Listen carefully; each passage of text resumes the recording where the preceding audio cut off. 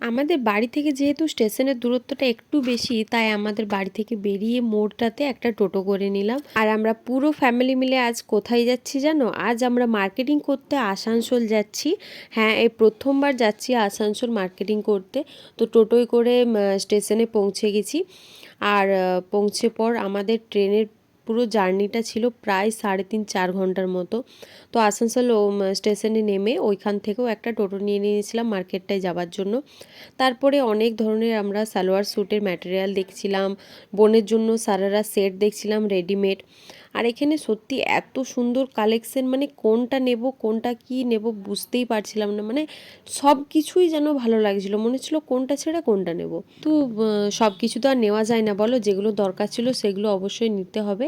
অনেকগুলো আমরা সালোয়ার স্যুটের পিস নিয়েছিলাম। আর বোনের জন্য একটা সারারা সেটও নিয়েছিলাম। এখান থেকে মা বেশ কয়েক জোড়া জুতোও নিয়েছিল, আর আমি এই চুড়িটা নিয়েছিলাম।